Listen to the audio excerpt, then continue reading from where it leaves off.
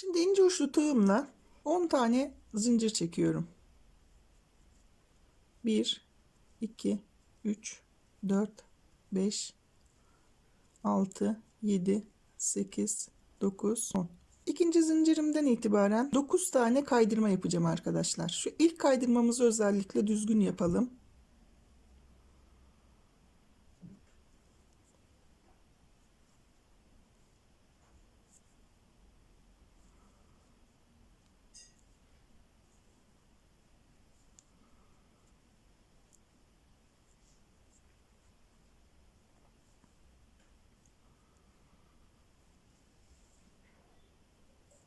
Sık iğne değil, kaydırıyorum, bakın dikkat edin.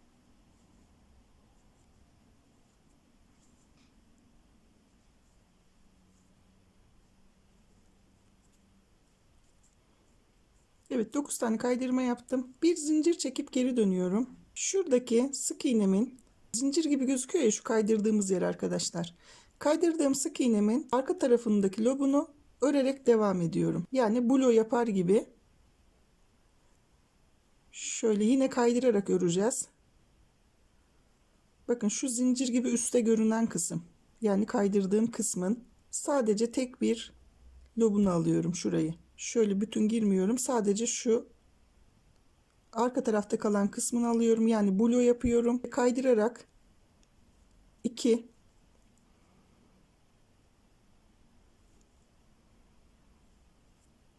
3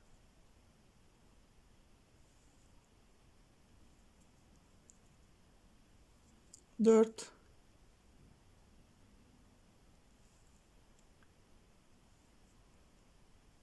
5 ve 6 tane kaydırma yaptım.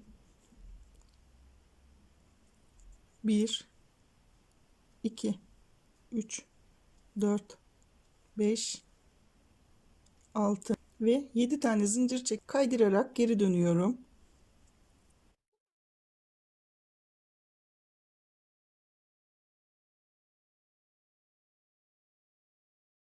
Şu parmak olan kısımları sıkı yapın.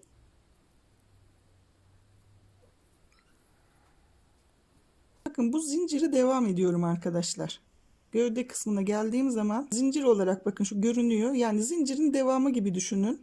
Şöyle tek lobunu alarak, arka lobunu alarak bulo yaparak aşağıya kadar örüyorum.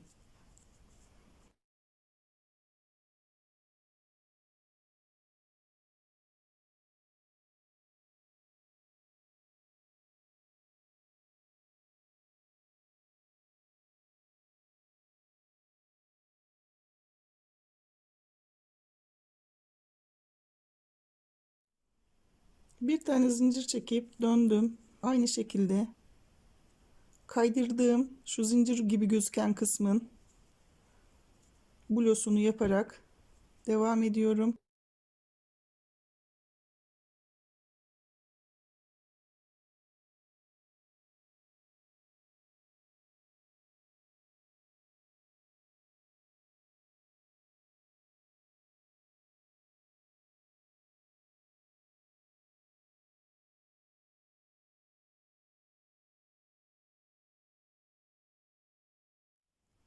Altı tane kaydırmamı yaptım. Şimdi 8 tane zincir çekiyorum. Orta parmak olacak bu. 1 2 3 4 5 6 7 8. Aynı şekilde geri dönüp kaydırmalarımı yapıyorum aşağıya kadar.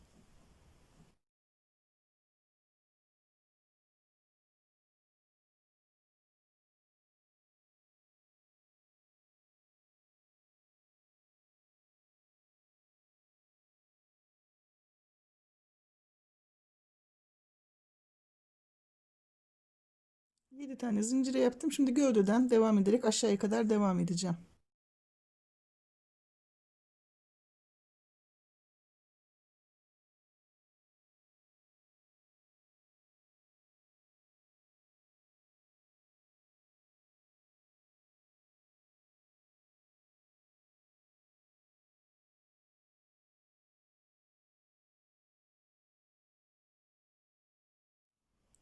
On üç tane yaptım. Şimdi tekrar bir zincir çekip geri dönüyorum.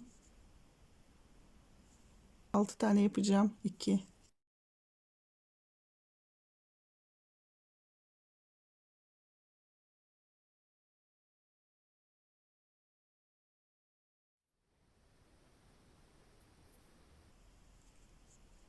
ve 6 tane yaptım. 7 tane zincir çekiyorum. 2 3 4 5 6 7. Geri dönüp yine kaydırma yaparak önce zincirlerimi sonra da gövde kısmını yapacağım.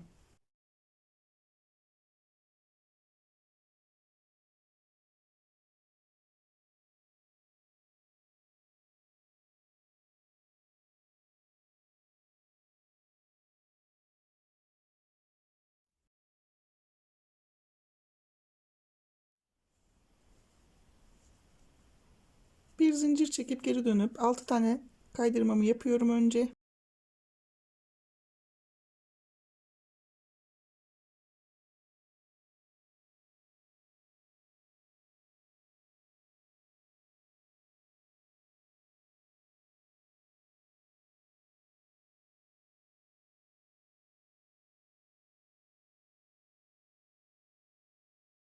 Altı tane kaydırmamı yaptım. 1 2 3 4 tane zincir çekip geri dönüyorum.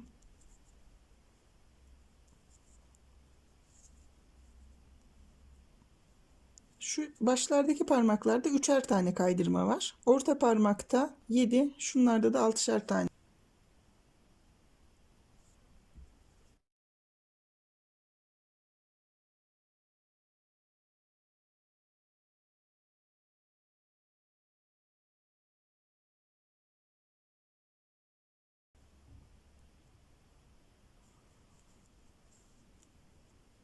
Bakın parmaklar bu kadar. Sağ el içinde, sol el içinde bunu kullanacağız. 2 tane yapacağız bundan. Aynı eli bir bu şekilde, bir bu şekilde kullanacağız. Normal tığıma geçeceğim arkadaşlar. Şimdi bir tane zincir çektim. Normal tığıma geçiyorum artık.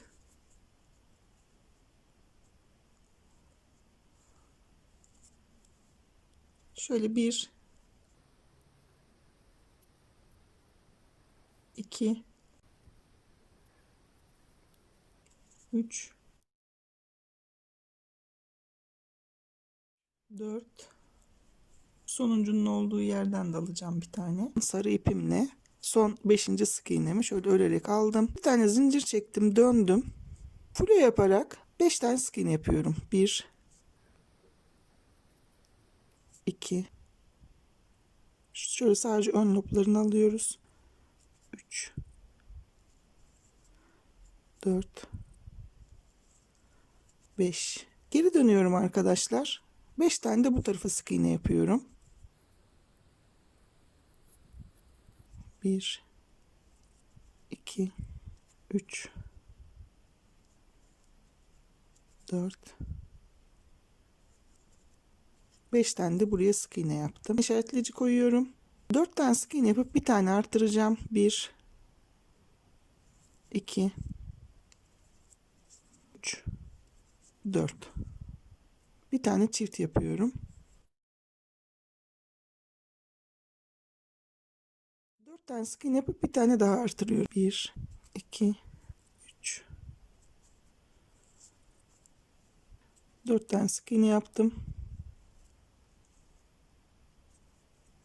Çiftimi yapıyorum.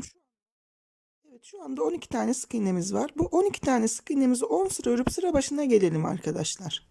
Şu 2 sırayı da zaten örmüştük. Yani toplamda 12 sıra olmuş oldu. Şimdi şu kısma dolanıp birleştireceğim aynı bacaktaki gibi. 1 2 3 4 5 6 ve şöyle bir 7 tane örüp bakayım arkadaşlar. 8 tane sık iğne ördüm.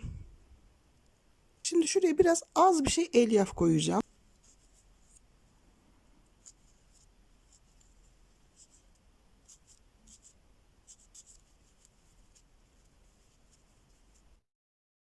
Karşılıklı örerek devam edeceğim.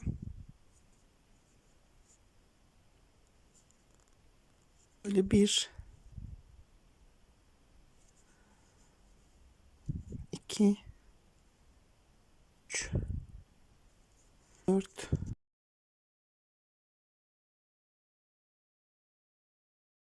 5. Şu tek kalan sık iğneyi de 6. sık iğne olarak şöyle geçiyorum. 6 tane sık iğne ile birleştirmiş oldum. Bir zincir çekip dönüyorum ve yine flo yaparak sık iğnelerimi örüyorum. 1, 2, 3,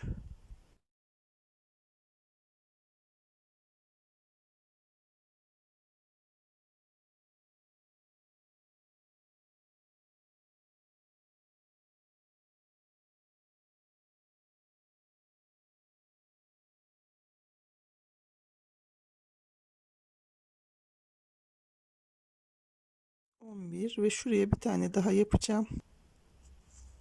12 tane sık iğnemi tekrar yaptım arkadaşlar. Bu 12 tane sık iğnemizi 15 sıra örelim ve sıra başına gelelim. Azıcık bir elyaf koyacağım.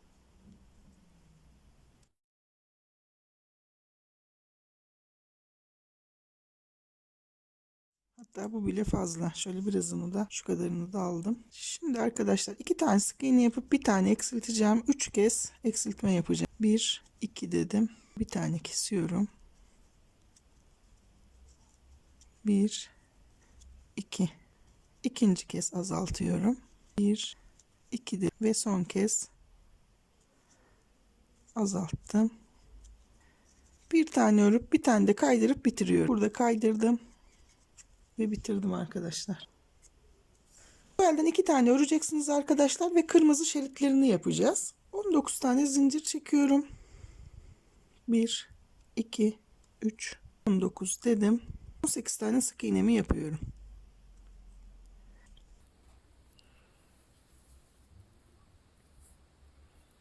Şöyle bitirdim. Git gel yapalım arkadaşlar. Bu 18 tane sık iğnemize şöyle bir zincir çekip dönelim. 2 sıra daha yapacağım.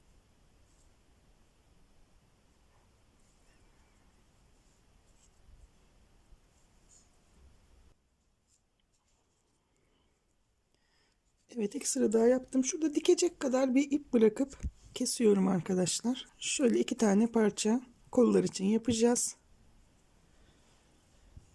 Şimdi bu parçaları dikmeden önce kırmızıyla şeritlerimizi yapacağız. Kırmızıyla şeritlerini yapmak için şu kırmızı ipimin bir katını alıyorum. Şöyle ince bir katını aldım. Şu kol manşetimizi yapalım arkadaşlar. 1-2 sık iğne bıraktım. Şu sık iğneden aşağıya inip tam ortasından çıkıyorum. Şu ortasındaki sıradan çıktım. Bir iğnenin solunda bırakacağım. Yani iğne ipin şöyle sağından çıksın. Biraz sıkı yapın. Bol olmasın. 1, 2, 3, 4 sık iğne sonrasına geldim. Yukarıdan çıkıyorum.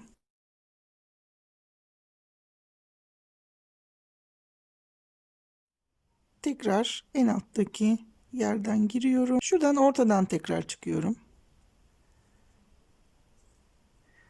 İpin yine sağ tarafındayım.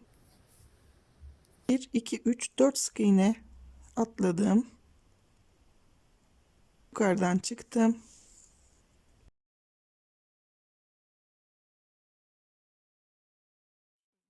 Şu şekilde yaptım. Şimdi bunu bırakıyorum. Koldan devam edeceğim arkadaşlar. Önce şu üst kısma bir tane şerit koyacağım şuradan.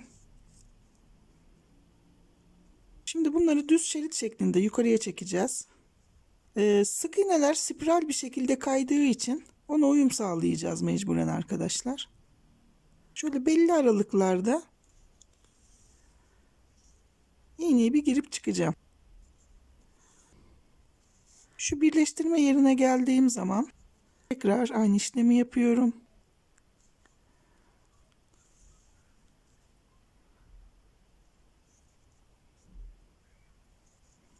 Buradan yine istediğiniz sayı kadar yukarı çıkıp 4-5 sırada bir, 3 sırada bir şöyle dikişler atabilirsiniz.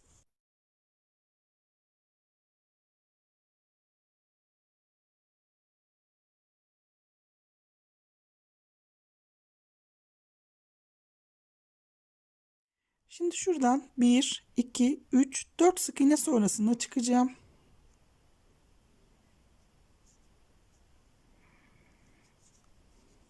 En yukarıdan saymıyorum çünkü burada azaltmıştık. Şuradan sayıyorum bakın. 1, 2, 3, 4 sık iğne sonrası şu sıra. Aynı şekilde aşağı iniyorum.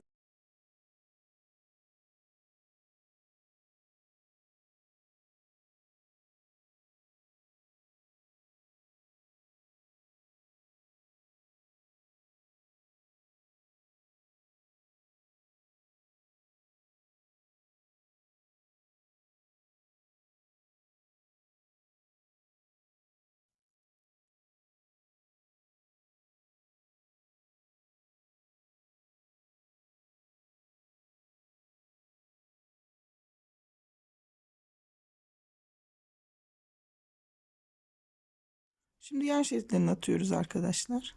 Şu ipi altta bırakmak için yan sık iğnesine giriyor. İpin olduğu sık iğneden çıkıyorum. İpi oraya sıkıştırmış oluyorum. Şimdi şurada spiral bir şekilde döndüğü için sıra bir alt sırada kalacak. Burada bırakabilirsiniz.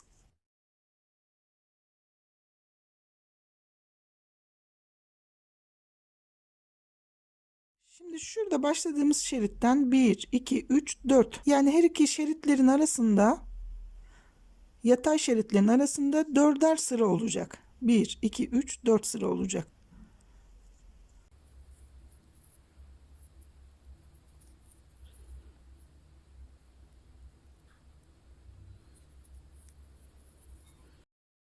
Şurada bitireceğim arkadaşlar. Çünkü şuraya manşet gelecek. Şimdi şu manşet buraya dikileceği için tekrar oraya şerit yapmamıza gerek yok.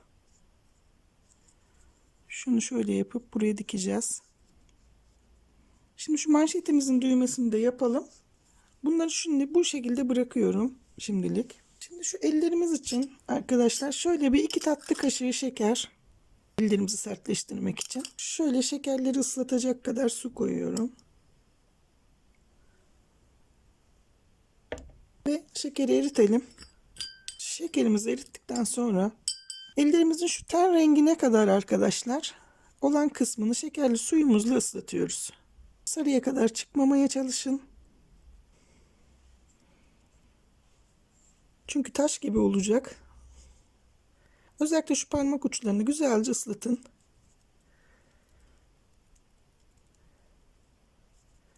Parmakları şöyle düzeltiyorum. Baş parmak olan parmağı şöyle biraz havada bırakıyorum. Diğerlerini şöyle yan yana getirip çeviriyorum. Şöyle.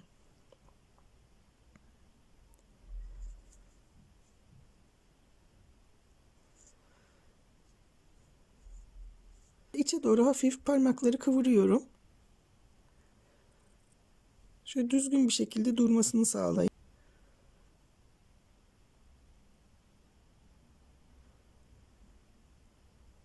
Bunu bu şekilde bırakıp kurutacağız arkadaşlar. Güzelce kurusun. Herhangi bir malzemesi olmayan arkadaşlar için pratik bir yöntem olarak göstermek istedim şekerli suyla. Bırakacağım. Şöyle ve kurutacağım. Diğer eli de aynı şekilde yapacağız. Şimdi şu kol manşetimiz için küçük bir düğme yapacağız arkadaşlar. Şuradaki gibi bakın. Bunun için şu beyaz ipimi yarıya indiriyorum. Ve ince uçlu tığ kullanacağım. 1,7 benim tığım. Şöyle 2 katına ayırıyorum. Sihirli halka yapıyorum. Sihirli halkamın içerisine 7 tane sık iğne yapacağım. 1 2 3 4 5 6 ve 7. Şöyle ipimi çektim. Buradaki ilk sık iğnemin olduğu yere sık iğnemi kaydırıyorum. Ve bitiriyorum. Şöyle minicik bir düğme olacak bu. Şu ortada kalan iple ikisini birlikte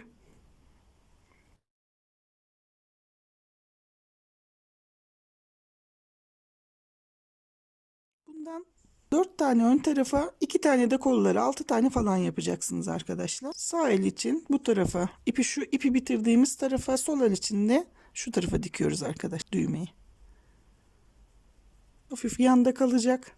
Küçük parmağa doğru. Şuraya bunu dikelim arkadaşlar. Bakın manşeti bu şekilde şöyle ayarlıyorsunuz sağ ve sol el için.